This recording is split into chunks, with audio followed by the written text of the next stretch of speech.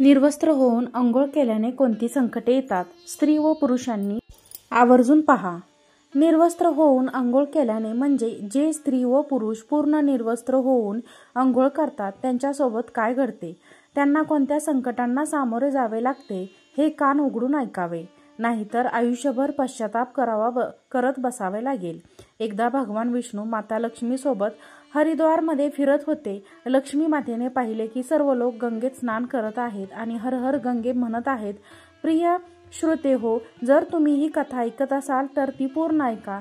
जेव्हा देवी लक्ष्मी मातेने पाहिले की सर्व लोक गंगेत स्नान करत आहेत आणि हर हर गंगे म्हणत आहेत, परंतु प्रत्येक जण दुःख आणि अस्वस्थ होतात, तेव्हा लक्ष्मी मातेने भगवान विष्णूंना आश्चर्याने विचारले की इतक्या वेळा गंगेत स्नान करूनही त्यांची पापे आणि दुःखे का नष्ट होत नाहीत? आता गंगेत मध्ये तथ्य राहिले नाही का? यावर विष्णू म्हणाले, गंगेत तेवढी शक्ती आहे, पण या लोकांनी पापांचा नाश करणाऱ्या गंगेत स्नानच केलेले नाही, मग त्यांना फायदा कसा होणार? लक्ष्मीजींनी आश्चर्याने विचारले की त्यांनी स्नान कसे केले नाही? अंघोळ करून सगळेजण जात आहेत, त्यांच्या शरीरही अजून कोरडे झालेले नाही. भगवान विष्णू म्हणाले, हे लोक फक्त पाण्यात डुबुक मारून येत आहेत, मी उद्या त्यांचे रहस्य सांगेन. दुसऱ्या दिवशी जोरदार पाऊस सुरू झाला. रस्ते चिखलाने भरले होते. एका चौकात खोल खड्डा होता आणि भगवान विष्णूंनी लीलेतून म्हातारेची रूप धारण केले आणि त्या खड्ड्यात जाऊन पडले. जणू काही माणूस चालत असताना खड्ड्यात पडला आणि प्रयत्न करूनही बाहेर पडू शकला नाही. त्यांनी लक्ष्मीजींना समजावले आणि त्यांना खड्ड्याजवळ बसवले आणि सांगितले, तुम्ही लोकांना हाका मारत राहा की माझा म्हातारा नवरा चुकून खड्ड्यात पडला आहे. कोणीतरी पुण्यवान आत्म्याने त्यांची सुटका करून त्यांचे प्राण वाचवावे. आम्हा असहाय्यांना मदत करावी. आणि भगवान विष्णूंनी हे देखील समजावून सांगितले की जेव्हा कोणी मला खड्ड्यातून बाहेर काढण्यास तयार असेल, तेव्हा फक्त असे सांगा की माझा पती पूर्णतः पुण्यवान आहे. जे पुण्यवान आहेत त्यांनीच त्यांना स्पर्श करावा. जर तुम्ही पुण्यवान असाल तरच त्यांना स्पर्श करा, अन्यथा स्पर्श करताच तुम्ही जळून राख व्हाल. तथास्तु म्हणत लक्ष्मीजी खड्ड्याच्या काठावर बसल्या आणि भगवान विष्णूंनी त्यांना जे काही शिकवले होते ते ती करू लागले. गंगेत अंघोळ करून लोकांचे टोळके येत होते आणि सुंदर मुलींना असे बसलेले पाहून अनेकांच्या मनात पापाची भावना येत होती. काही लोकांनी लक्ष्मीजींना असेही सांगितले की म्हाताऱ्याला मरू द्या, तू त्यांच्याकडे का रडतेस? तर काही दयाळू स्वभावाचे पुरुष होते, त्यांनी म्हाताऱ्या पतीला हात देण्याचा प्रयत्नही केला, पण लक्ष्मी देवीने म्हणणे ऐकून तेही थांबले नाहीत. त्यांना वाटले, गंगेत स्नान करून आलो तर काय झालं, आपण तर निश्चितच पापी आहोत, पण मदत करताना आपण जळून राख झालो तर शेकडो आले, शेकडोंनी विचारले आणि तेथून निघून गेले. संध्याकाळ झाली तेव्हा भगवान विष्णू माता लक्ष्मीला म्हणाले, बघा कोणीतरी खऱ्या मनाने गंगेत स्नान करायला आले आहे का? त्यानंतर काही वेळाने एक तरुण हर हर गंगे म्हणत बाहेर आला.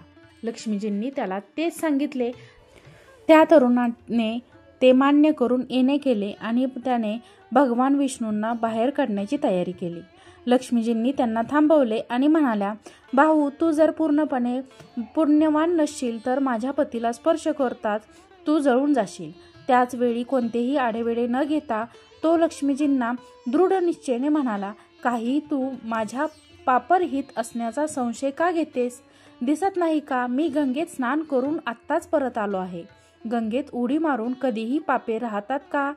मी आत्ताच तुझ्या नवऱ्याला बाहेर काढतो. तरुणाने उडी मारून वृद्धाला वर उचलले. बाहेर वृद्ध येतात. भगवान विष्णू आणि लक्ष्मींनी त्यांचे खरे रूप प्रकट करून त्यांना दर्शन देऊन धन्य केले. भगवान विष्णूजींनी माता लक्ष्मीला सांगितले की इतक्या लोकांपैकी फक्त यानेच गंगेत स्नान केले आहे. या दृष्टांतानुसार जी श्रद्धा ठेवतात केवळ अभिमानापुरते गंगेत स्नान करतात त्यांना खरे फळ मिळत नाही. पण याचा अर्थ असा नाही की गंगा स्नान व्यर्थ जाते. गंगा स्नानाचे पुण्य खूप आहे. यानंतर भगवान विष्णूजी माता लक्ष्मी यांना म्हणाले, आता मी तुम्हाला 12 गोष्टी सांगेन. स्नान करताना जो या 12 गोष्टी लक्षात ठेवतो तो तो कधीही दुःखी राहत नाही. त्याच्या घरात माता लक्ष्मी वास करते आणि घरामध्ये अपार संपत्ती येते. घरात कधीही भांडणे होत नाहीत. त्यांचे संपूर्ण कुटुंब आनंदी जीवन जगते.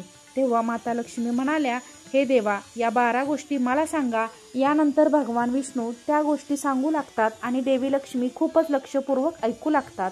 तुम्ही सर्वांनी या 12 गोष्टी अतिशय काळजीपूर्वक ऐका.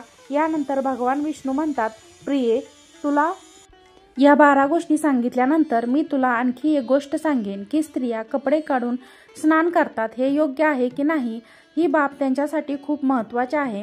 तर हे लक्ष्मी, हे काळजीपूर्वक ऐक. मग विष्णूजी सांगू लागतात. 1. भगवान विष्णू म्हणाले की स्नान केल्याने शरीर निरोगी आणि मन प्रसंगी राहते. अंघोळीमुळे चेहऱ्याची चमक आणि शारीरिक आकर्षण वाढते.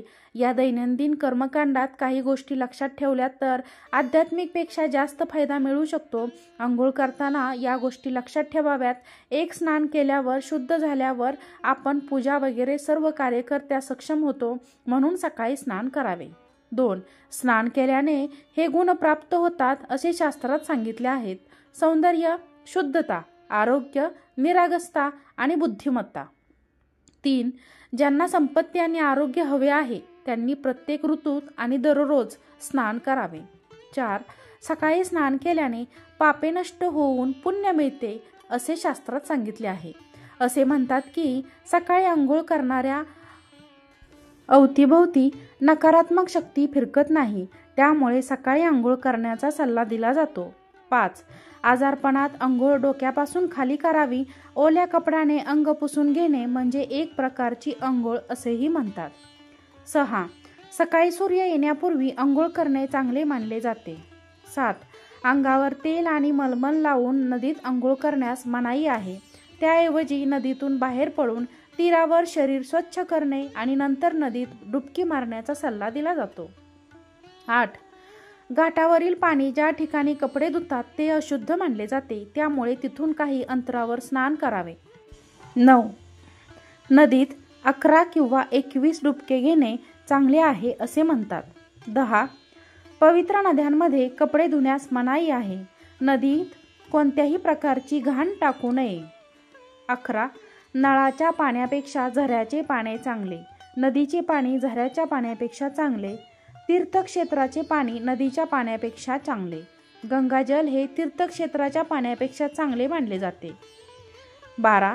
गंगा माता म्हणते की स्नान करताना कोणालाही माझी आठवण येईल तिथे मी असेल. यानंतर भगवान विष्णूजी म्हणाले, आता मी तुम्हाला त्या महिलांबद्दल सांगतो ज्या कपडे काढून आंघोळ करतात. हिंदू धर्मग्रंथामध्ये प्रत्येक गोष्टीसाठी कायम नियम बनवलेले आहेत. यापैकी एक नियम आंघोळी संबंधी आहे. सामान्य माणसाने शास्त्राचे नियम पाळलेच पाहिजेत असे मानले जाते, त्यामुळे त्यांच्या घरात सुख समृद्धी राहते, सोबत अमाप संपत्ती येते, माता लक्ष्मी प्रसन्न होते. वास्तविक अशा अनेक गोष्टी आपल्या धर्मग्रंथात लिहिल्या आहेत ज्यांचे आपण शतकातून शतके पालन करत आलो आहोत, पण तरीही त्यांच्या कारणांची संपूर्ण माहिती आपल्याकडे नाही.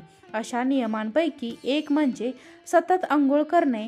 तुम्ही अनेकदा घरातील वडीलधाऱ्यांचे म्हणणे ऐकले असेल की कधीही कपड्यांशिवाय म्हणजेच नग्न अवस्थेत आंघोळ करू नये.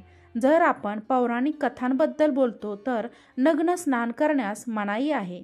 मनाई करण्याचे कारण म्हणजे भगवान श्रीकृष्णांच्या काळाशी संबंधित आहे. पौराणिक कथेनुसार एकदा गोपिका सरोवरात स्नान करत असताना त्या नग्न होत्या. तेव्हा बाळकृष्णाने गोपिकांचे सर्व वस्त्रे लपवून ठेवली होती. त्यावेळी जेव्हा भगवान श्रीकृष्णांनी त्यांचे वस्त्र लपवली आणि गोपिका त्यांचे वस्त्र परत घेण्याची प्रार्थना केली, तेव्हा श्रीकृष्णाजींनी त्यांना समजावले की कपडे घातल्याशिवाय कुठेही स्नान करू नये. हे पाण्याची देवता वरुणचा अपमान केला जातो, म्हणून तुम्हाला नग्न स्नान न करण्याचा सल्ला दिला जातो. आंघोळ करताना तुम्हाला वाटत असेल की बंद खोली तुम्हाला कोण पाहत नाही, तर ते चुकीचे आहे, कारण देव तुम्हाला सर्वत्र पाहतो. आणि जर तुम्ही नग्न होऊन आंघोळ करत असाल तर हे मुख्यतः वरुण देवता, जलदेवताचा अपमान करण्यासारखे आहे. नग्न अंघोळ केल्याने तुम्ही पाप करू शकता आणि धार्मिक, आर्थिक आणि शारीरिक नुकसान करू शकता. तुम्ही नग्न अंघोळ केल्यास सकारात्मक ऊर्जा तुमच्या शरीरात प्रवेश करते आणि तुमची मानसिकता नकारात्मक होऊ शकते. म्हणूनच अंघोळ करताना किमान एक कपडा घालायचा सल्ला नेहमी दिला जातो. त्यामुळे कपड्यांशिवाय अंघोळ करू नका, तरच ते तुमच्यासाठी चांगले होईल. नग्न अंघोळ केल्याने शरीरातून सकारात्मक ऊर्जा बाहेर पडते आणि त्याचा तुमच्या मनावर तसेच शरीरावर परिणाम होतो.